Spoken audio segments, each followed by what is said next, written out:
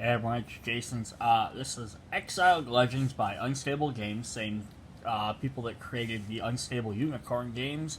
And then there are other games like Scram, Daring Contest, and Runes and Regulations, as well as the upcoming Kickstarter game Here to Slay. Um, I've done a previous video on this already, showing off the base set and the first expansion that came out. In the first video, I did kind of try and explain how the rules worked. Just off of me reading them, I hadn't played the game at that point. But this is very reminiscent of Magic the Gathering and kind of how it works. So today I'm going to try and do a semi how to play slash gameplay video. Hope to hit all the main points. I'm not going to show a full me and a bunch of other people playing. I just kind of set up like a scenario. So what I did is I already have like the opponent's side set up. So what you're going to do to begin the game, you're going to pick out one of your colors or elemental types: fire, ice, light, dark, unknown. If you bought the expansion, there is also earth and wind. There is plant and ice coming eventually, so there's plenty of different options. You're going to pick out your giant champion card, or your, not your, your, I call him champion, he's not a champion, he's your titan, your legend. So you'll have him, and he has two different sides. He's one side with just a couple of abilities here, and the flip side which has an attacking defense amount and some other abilities. Which we'll kind of go over some of that when we actually get there. But for now, you're going to have this side face up. You're going to take your corresponding deck of cards. So red for fire, blue for, so they're all color coordinated. They also have the symbol in the middle if you're not sure. There are 10 cards in every deck, unless you get promo cards or later expansions add more cards, which is very possible. But you're only going to play 6 of them, so we're just going to take 4 of them. And when you're actually playing, you might go through and pick and choose which ones you want, which ones you like. But for the sake of just this, you're just going to play 6 of the 10. So there's some repetition you can play and swap stuff around. You're going to draw 3 cards normally, and then you're going to place them out on the field, or on the table. And you're going to have your champion cards up in the front, and your support cards in the back. Your champions are the ones that attack. Your support, you have defense abilities. You can swap them around using various combat turns. I'm going to apologize for the giant glare. I just don't have the best setup for doing gameplay videos right now. But I've had enough people asking me about this that I wanted to at least show something. So you already see I got the other players set up. You're also going to give each player their 5 Bane tokens. There are special things you'll use. You get 2 MP myth points. They're black on one side, white on the other. It doesn't really matter which side you have up. It's just meant you can flip them to show that you've used them. Pile of hit tokens somewhere. The very last thing all the players are going to do is pick out 3 of these sphere cards. They have white backs versus your character cards having black backs, so you can tell them apart very quickly.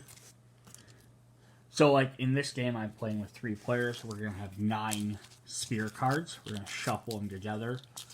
Generally, you're going to pick the ones for your color, but there are other modes you can play, draft mode, where you can create your own mini decks if you want. You could mix and match colors or pick other colors. It's just the sphere cards have abilities to help out your color, don't help out your opponent.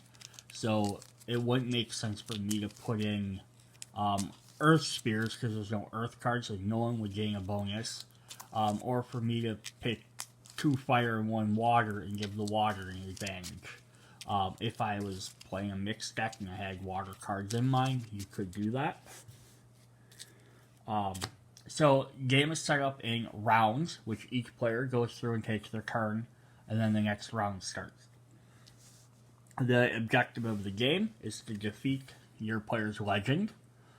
So as they finish going through their 6 decks of cards, as you defeat enough of their champion, their heroes here, eventually their legend will come into play, and that's when it flips over to this side and it becomes an active fighter. And then it's just trying to beat that. It doesn't matter if these guys are alive or not. And I'll show you how to do the attacking and all the different effects. But that's basically the goal, is beat your opponent's legend. So you have to kill enough of their heroes for the legend to come out, and then you fight them. Your rest of your deck, the other 3 cards you had, your 6 stay face down. When I put my cards out, I just put them out randomly. You can choose which order you want them in on your first turn. But then any other time after that, it's not as optional. They do have tips cards that come with. And there's also a set of dice. Because there's plenty of things that ask you to roll. So basically how the game is going to go. And if I back up a bit, you can see you got the 2 legends, their 3 cards, their tokens, their decks. So if we take a quick look at a character card, or a hero card here, they're going to have an attack number and a defense number, or a health. So the Fire Dancer can do 1 damage, and it can take 4 hits before it dies. They also have 2 different effects here. They have a champion effect, so if it is the front card in the line, you have this ability you can use. Some are activated, some are static. This is one that you have to choose to use. So you can roll a 1d6, which is a 6-sided dice, just regular die. And then Fire Dancer gains 3 strength if you roll a 4 or 6. She can become pretty powerful on a chance roll. The support ones are ones for the characters in the back, and they also give abilities. So if she was in the back, I could roll a d6 on a 5 or 6. I can add a Bane token to any player's hero, which has a negative or positive effect based on what your legend's ability is. But champion abilities can only be used if they're in the front. Support abilities can only be used if they're in the back. So it might be a reason to rotate your characters around. So just for a difference, we have Reckless Bifang, who has 2 attack and 4.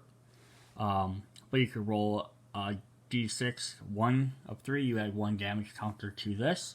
4 to 6, you add 2 to any other player's support card. That's when it fits in a champion. It is currently a support, so it says when my champion is precise attack, I add 1 damage counter to the attacking champion. And I'll go over what that means in a minute. The last thing we need to go over before I actually start the game is your legend will have a team ability. So this is when my champions attack, I get a roll of dice. On a 1, I add 1 damage counter to it, so it's kind of bad. But on a 6, it gains 2 strength. So I have, almost like a 50-50 chance of either doing damage or gaining extra strength to attack. And that's every time my champion attacks. That doesn't matter what type of attack it does. I'll mention that in a moment. Bane. Each time any player's hero with a Fire Bane token on it takes damage, it gains 1 counter. So like that 1 card set, I could put a Bane token, such this. I could put that on another player's hero, and so if it takes damage, it takes an additional damage. So I'd say just fire, it's burning, it does more damage. And then some heal, some do different things. Okay. Now that the game is set up, for actual gameplay, this first thing we do in any round is whoever starts, so fire player starting, you flip over the first spear card. So we are in the Turbulent Seas, which says when a water type hero attacks, they roll a d6, and a 4 to 6, add 1 Bane token to any player's hero. So that'll stay out here. Let's see if I can back my camera up for a little bit of a better overview. So that's going to stay out here on the table somewhere. So now, even though I'm the first player, even though I'm the first player and this affects the water character, and it doesn't help me, they'll gain a bonus on their turn, then the light player will go, and they don't gain a bonus. Then it comes back onto me, we'll flip the next spear card. And that one could be the fire one, and then I gain a bonus for the turn. So it's just a little benefit for each person for each turn. So, yeah, it doesn't help me now. I'll get the fire one, and when I have the fire one, it doesn't help them, the light character. You could get the disadvantage, like the water character could get 2 in a row, or it could be water, light, light, water, and then fire. But that just means that hopefully you survive that long. It's a random deck. What can you do? Alright, so on your actual turn, first thing you do is you refresh any of your myth points if you spent them. So first turn, I haven't spent anything. Then you proceed to your action phase. You can spend 1 myth point. So if I got my 2 myth points here, I can spend 1 by flipping it over. You do not have to spend both of your myth points during your turn. There are some of your hero abilities that let you do stuff on your opponent's turn, or maybe stop something from an opponent is doing. So there are times you might want to hold back and not use them. That's one of the things that sort of Magic the Gathering is. Not playing everything on your turn, waiting for your opponent. You actually have to pay attention to what your opponent is doing during their turn, or what might happen. There might be some bluffing. So it's not just like some games where I take my turn, and I just sit around and wait for you to take your turn, and then they take their turn, and then it comes back to me, I do my turn. You actively have to be paying attention to what your opponents can do to you, and things like that. So I can spend 1 MP to add a Bane token to anything. You can only do these effects once, though, so I can only add 1 Bane token per turn, even if I have 2 MP to spend. I can remove a Bane token from myself or from another players, because some of theirs might be a positive effect. You can remove damage counters from a support character, so you can only heal characters in your support. You can pay 1 to switch your champion in support, or you can return a support to your team deck. And the other thing is you use functional abilities, and that's like the ones I've shown, like roll, a d6, or whatever. Some of them might ask you to spend MP to do an effect. That's why you might not want to spend it all on the other things. And then there's the attack phase, which we will, and then the end of turn. So we'll get to the attack phase in a moment. So let's just run through each of these and how they work. So if I want to add a Bane token, just pick one of my Bane tokens, put it on that guy. So now every time this guy takes damage, according to my Legends Bane ability, they're going to take 1 additional damage. So it has 3 health, so if I hit it for 1 with my Fire Dancer, it's going to automatically take 2 health. So that's definitely a bonus there. I can spend 1 to remove a counter, so if someone had put 1 on my character, for example, she has a blue one, and it has a negative effect, it says like I take extra damage every turn, I can go ahead and get rid of that. Remove a damage counter from your support characters. So my Reckless Bifang here, I'm going to push those guys back a little bit, has 1 damage counter of 4. I could go ahead and spend a point to heal it. Along with that is you can also switch your champion support. So I can spend 1 in deciding I want some more attacks. I could pull my Fire Dancer back and put out my Caldera Shaman, who has 3 attacks instead. Yes, it's less health, so it might not survive as long, but I can do more damage this turn. Or it might be because I want to pull back my Fire Dancer, so I can use a support ability, or use his champion ability, or I want to try and heal her this turn. Plenty of different reasons why you would swap them. You gotta remember, you only have 6 of these guys, and once I think 4 of them are dead, then your legend comes out. So the longer you can last without your legend coming out, almost the better, because that way you're taking less damage from him. Because once he comes out, he's going to be the main target. Or you can return a support to your team deck. So let's decide. I didn't really like this Reckless Bifang right now. Its current abilities aren't helping me for whatever reason. So I could go ahead, put that in the bottom of my deck. I could draw the top card. So instead, now I'm going to play with a Firebound Dragon, who's a 3/4. So that's probably a little bit better for me. And then now, so that was my first action for the turn, I could spend another point to swap these two if I wanted to. And that's each functional abilities. So let's look at our brand new dragon.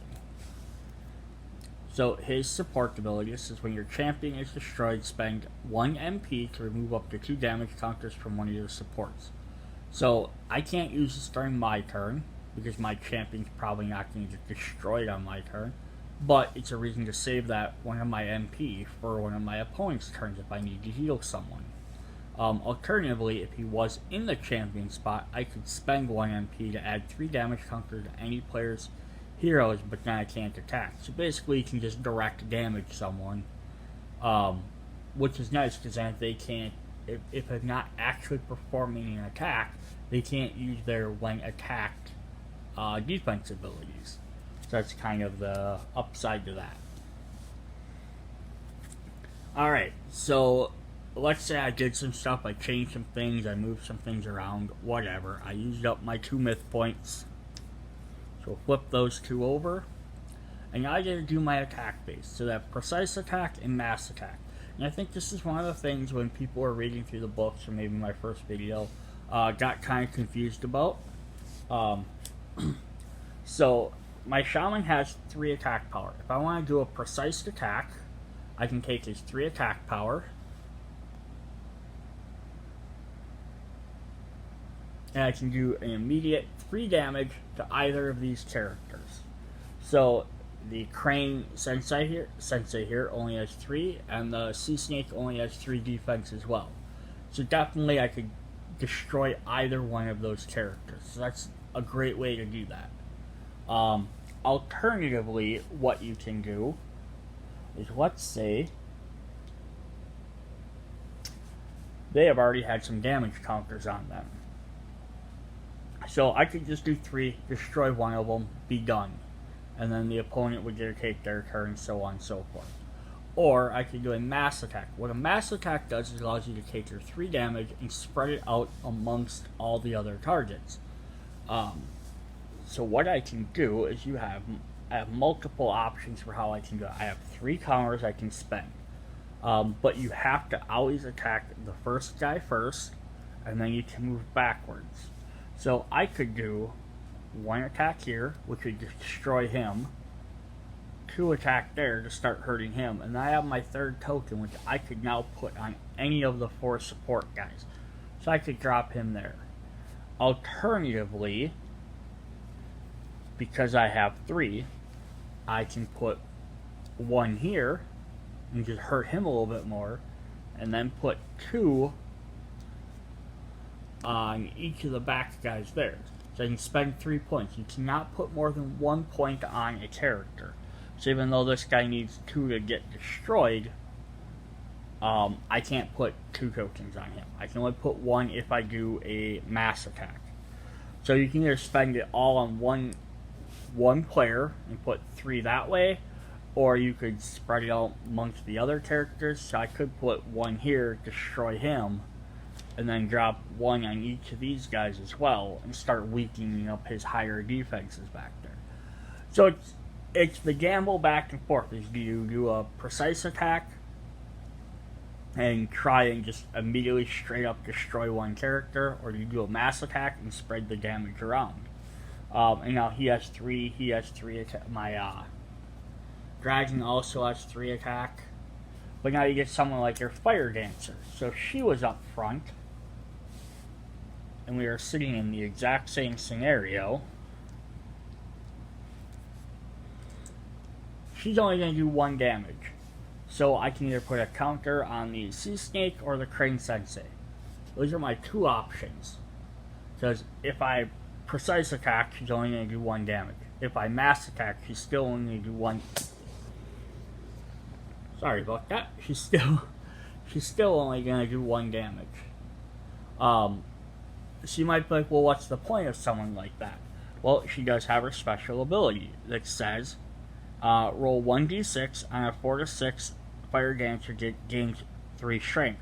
So even though she only has 1 attack, I could say I'm going to perform a mass attack, and then when everyone else wants to do stuff that I'm starting to attack, I can roll my dice. I only got a 1, so that doesn't help me. But let's just say, for the sake of rolling, I'm not going to roll this 8 times to find out. I rolled a 6, so now she has 3 extra strength. So now she's a 4, so I'm already planning on doing a mass attack. So now I can spread out 4 damage. But on top of that, we have our legend ability. When your champion attacks, roll a d6. So now I have to roll another one. Let's say I rolled a second die and I got another 6. Incredibly lucky, I got 2 6s. She gains another 2 strength. So now instead of doing 1 for a mass attack, she's doing 4, 5, 6 damage. Now I get to spread 6 tokens around. And there's only 6 guys out there, but that means I get to put a damage token on every single character. So that's definitely the bonus there of how that works between the mass and precise attack. Ideally, I could have just precise attacked, for 1, and been like, I'm just going to put 1 on this guy and destroy him. I still would have had to roll both dice. So then if I would have rolled both, I would have been doing 6 damage to this person who only had 1 health left anyhow. So you can see how that's sort of a wasted turn. But the other thing you also have to keep in mind, though, is if you do a mass attack and you're attacking everybody, some of these guys have extra abilities that let them stop attacks or do defense or other things if they're being attacked. So even though I could have said, oh, I only have 1, I'm doing a mass attack, if I would have rolled just the 6 for my legend ability and I would have been doing 3 instead, all of a sudden I would have picked a guy that maybe had a defense ability. Another bonus you can get is because of the Bane tokens. So if the Fire Hercule of the Mountain Bane ability, if I had a damage counter on any of these guys, or a Bane counter, and I had done a precise attack, let's just go back to the Fire Dragon here, and I get a mass attack of 3. So I could have done 1, 2, and then 3. But because these two both have Bane counters, they would each gain an extra 1. So now this guy's dead, this guy's dead, this guy's almost dead. So there's some strategy in there of what you want to do, and every card type, every character is going to play a little bit differently.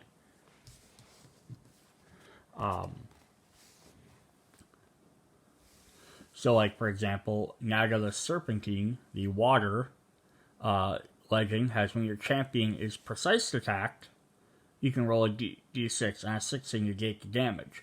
So therefore, that would, if I did a mass attack, that ability wouldn't matter. But if I tried to hit with a major precise attack, it would stop. It potentially could stop it. Or, if they have a Bane, so each time any player's hero with a water-type Bane token on its champion or support position during that turn's beginning of the turn phase takes 1 damage. So, where the red, the Fire Legend, does extra damage to players that take damage, the blue one just automatically does 1 damage every turn. So that's a little bit more devastating.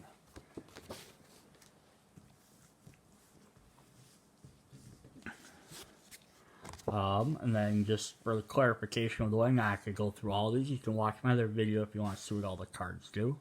But the light ones is when your champion attacks, you roll a 6. On a 6, move 1 damage counter from any other player's, from it to any other player's champion. So you can heal yourself by hurting someone else. Or it's Bane token. Whenever any player's hero with a light token cannot precise attack, each time a light Bane token is removed, that player takes damage. So it prevents these bigger guys from doing precise attacks, like these 3 damage costs. And if they do remove it, they automatically take 1 damage. So it limits what their actions are. Alright, so then the very last thing we have to look at for the gameplay, before like the next player would take their turn, is let's just assume it's one of the other players' turns, and they've done 4 damage to my dragon, and they've destroyed him. So what I would do is I would get rid of him,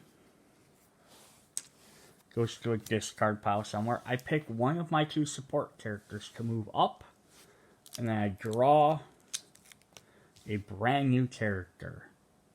And so that'd be the same thing. If for some reason I lost 2 guys, then the last support character would automatically go up, and then I would draw 2 more cards. Let's say both of them got, I draw 2 more, and they would immediately take over the support class. And then you could choose, if for some reason all 3 cards got destroyed all on the same turn, then you draw your 3 cards, but you can put them in any order.